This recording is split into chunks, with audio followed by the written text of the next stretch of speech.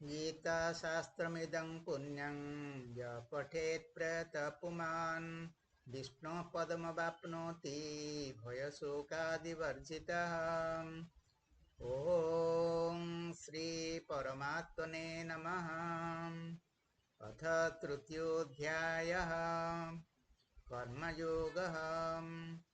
श्लोकाङ्क 32। जेते तभ्यसूयन्तो नानुतिष्ठन्ति मे मतम् सर्वज्ञानविमूढंस्तान् विद्धि नष्टान चेतसः।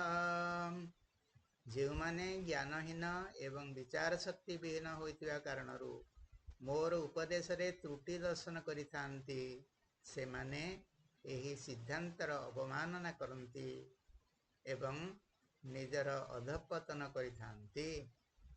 ଶ୍ରୀମଦ୍ ଭଗବଦ୍ ଗୀତାର ଦିବ୍ୟ ଜ୍ଞାନକୁ ଗ୍ରହଣ କରିବା ପାଇଁ ବିଶ୍ୱାସ ଏକ ଅତ୍ୟାବଶ୍ୟକ ଉପାଦାନ ଅଟେ। ଆମର ବୁଦ୍ଧି ଯେତେବେଳେ ତାହାକୁ ବୁଝିବାକୁ ଅକ୍ଷମ ହୁଏ, ସେତେବେଳେ ସେଥିରେ ତ୍ରୁଟି ଦର୍ଶନ କରିବା ପରିବର୍ତ୍ତେ ଆମେ ନିଜର ବୁଦ୍ଧିକୁ ଭଗବାନଙ୍କ ଠାରେ ସମର୍ପିତ କରିଦେବା ଆବଶ୍ୟକ।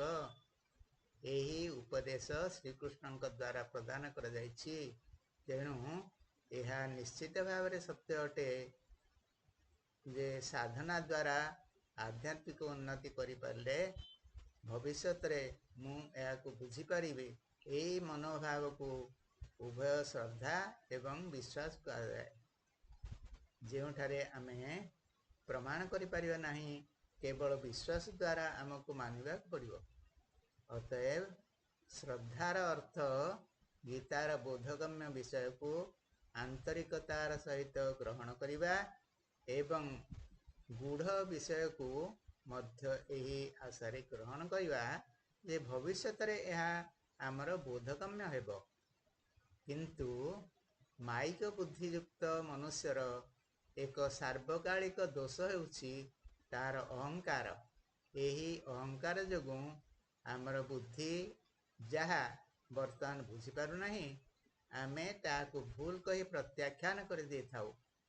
ଶ୍ରୀକୃଷ୍ଣ ଏହିପରି ବ୍ୟକ୍ତିଙ୍କୁ ଅଚେତସଃ ବା ବିଚାର ଶକ୍ତିହୀନ କହୁଛନ୍ତି, କାରଣ ସେମାନେ ପବିତ୍ର ଓ ଅପବିତ୍ର, ସଦାଚାରୀ ଓ ଦୁରାଚାରୀ, ସ୍ରଷ୍ଟା ଓ ସୃଷ୍ଟି, ପରମ ସେବ୍ୟ ଓ ସେବକ ଏମାନଙ୍କ ମଧ୍ୟରେ ପ୍ରଭେଦ କରିପାରନ୍ତି ନାହିଁ। ଏହିପରି ବ୍ୟକ୍ତିମାନେ ସେମାନଙ୍କର ଅଧଃପତନକୁ ନିଜେ ଡାକି ଆଣନ୍ତି, କାରଣ ସେମାନେ ଚିରନ୍ତନ କଲ୍ୟାଣର ମାର୍ଗ ତ୍ୟାଗ କରି ଜନ୍ମ ମୃତ୍ୟୁର ଚକ୍ରରେ ଘୂରି ବୁଲୁଥାନ୍ତି। ଶ୍ଲୋକାଙ୍କ 33। ସଦୃଶଂ ଚେଷ୍ଟତେ ସ୍ୱସ୍ୟାଃ ପ୍ରକୃତିର୍ଜ୍ଞାନବାନପି ପ୍ରକୃତିଂ ୟାନ୍ତି ଭୂତାନି ନିଗ୍ରହ କିଂ କରିଷ୍ୟତି। ସମସ୍ତ ପ୍ରାଣୀ ନିଜର ସ୍ୱାଭାବିକ ପ୍ରବୃତ୍ତି ଅନୁସାରେ ପରିଚାଳିତ ହୁଅନ୍ତି, ତେଣୁ ଜ୍ଞାନୀମାନେ ମଧ୍ୟ ସେମାନଙ୍କର ସ୍ୱଭାବ ଅନୁଯାୟୀ କାର୍ଯ୍ୟ କରିଥାନ୍ତି। ସେ କ୍ଷେତ୍ରରେ ଜଣେ ଇନ୍ଦ୍ରିୟ ନିଗ୍ରହ ଦ୍ୱାରା କ'ଣ କରିପାରିବ? ତତ୍ତ୍ୱଜ୍ଞାନୀମାନେ ନିଜ ସହିତ ସେମାନଙ୍କର ଅନନ୍ତ ପୂର୍ବଜନ୍ମର ସ୍ୱଭାବ ଓ ଧାରଣା ରୂପକ ସଂସ୍କାର, ବର୍ତ୍ତମାନ ଜନ୍ମର ପ୍ରାରବ୍ଧ କର୍ମ ଏବଂ ମନ ବୁଦ୍ଧିର ପ୍ରବୃତ୍ତିକୁ ବହନ କରିଥାନ୍ତି। ଅଭ୍ୟାସ ଓ ସ୍ୱଭାବର ପ୍ରତିରୋଧ କରିବାରେ ସେମାନଙ୍କୁ ଅସୁବିଧା ସମ୍ମୁଖୀନ ହେବାକୁ ପଡ଼ିଥାଏ। ବୈଦିକ ଶାସ୍ତ୍ରମାନେ ଯଦି ସେମାନଙ୍କୁ ସମସ୍ତ କର୍ମ ତ୍ୟାଗ କରି କେବଳ ଆଧ୍ୟାତ୍ମିକ ମାର୍ଗରେ ଯିବା ପାଇଁ ନିର୍ଦ୍ଦେଶ ଦିଅନ୍ତି, ତେବେ ତାହା ଏକ ଅସ୍ୱାଭାବିକ ପରିସ୍ଥିତି ସୃଷ୍ଟି କରିବ। ଏହି ଅସ୍ୱାଭାବିକ ନିଗ୍ରହର ଫଳସ୍ୱରୂପ ସାଧକ ପାଇଁ ଏଇଟା ପ୍ରତିକୂଳ ହେବ। ତେଣୁ ଆଧ୍ୟାତ୍ମିକ ପ୍ରଗତି ନିମନ୍ତେ ସଠିକ ଏବଂ ସହଜ ମାର୍ଗ ହେଉଛି ଅଭ୍ୟାସ ଓ ସ୍ୱଭାବର ପ୍ରବଳ ଶକ୍ତିକୁ ଉପଯୋଗ କରି ଧୀରେ ଧୀରେ ଭଗବତ ମାର୍ଗରେ ଅଗ୍ରସର ହେବା।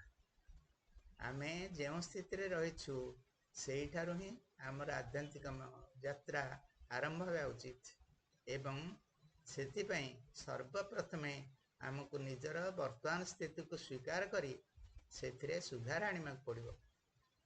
ଇତର ପ୍ରାଣୀମାନେ ମଧ୍ୟ ନିଜର ସ୍ୱତନ୍ତ୍ର ସ୍ୱଭାବ ଅନୁସାରେ ଆଚରଣ କରିଥାନ୍ତି। ପିମ୍ପୁଡ଼ିମାନେ ଏପରି ଶୃଙ୍ଖଳିତ ଜୀବ ଅଟନ୍ତି ଯେ ସେମାନେ ନିଜେ ଲୋଭ ଛାଡ଼ି ସେମାନଙ୍କର ଗୋଷ୍ଠୀ ପାଇଁ ଖାଦ୍ୟ ବହନ କରି ଆଣନ୍ତି। ଏପରି ଗୁଣ ମାନବ ସମାଜରେ ମଧ୍ୟ ଦେଖିବାକୁ ମିଳିନଥାଏ। ଗୋଟିଏ ଗାଈର ତା ବାଛୁରୀ ପ୍ରତି ଏତେ ଆସକ୍ତି ଯେ ବାଛୁରୀଟି ତାର ଆଖି ଆଢ଼ୁଆଳକୁ ଚାଲିଯିବା ପରେ ସେ ବିଚଳିତ ହୋଇ ଉଠେ। କୁକୁରର ବିଶ୍ୱସନୀୟତା ଏତେ ପ୍ରଗାଢ଼ ଯେ ସେହିପରି ଭାବ କୌଣସି ଉତ୍ତମ ମନୁଷ୍ୟଠାରେ ମଧ୍ୟ ଦେଖିବାକୁ ମିଳିନଥାଏ। ଆମେ ସବୁ ମନୁଷ୍ୟ ହୋଇ ମଧ୍ୟ ନିଜର ସ୍ୱଭାବ ଅନୁସାରେ କର୍ମ କରିବାକୁ ପ୍ରେରିତ ହୋଇଥାଉ। ସେହି ସ୍ୱଭାବକୁ ପରିଶୁଦ୍ଧ କରିବା ପାଇଁ ଆମକୁ ସାଂସାରିକ ସୁଖଭୋଗ ପରିବର୍ତ୍ତେ ଭଗବତ ପ୍ରାପ୍ତିକୁ ନିଜର ଲକ୍ଷ୍ୟ ଭାବରେ ଗ୍ରହଣ କରିବାକୁ ପଡ଼ିବ ଏବଂ ରାଗ ଦ୍ୱେଷ ରହିତ ହୋଇ ନିଜର କର୍ତ୍ତବ୍ୟ କର୍ମକୁ ଭଗବାନଙ୍କର ସେବା ଭାବରେ କରିବାକୁ ପଡ଼ିବ। ଶ୍ରୀକୃଷ୍ଣାର୍ପଣସ୍ତୁ। ହରି ଓಂ ତତ୍ସତ୍। ହରି ଓಂ।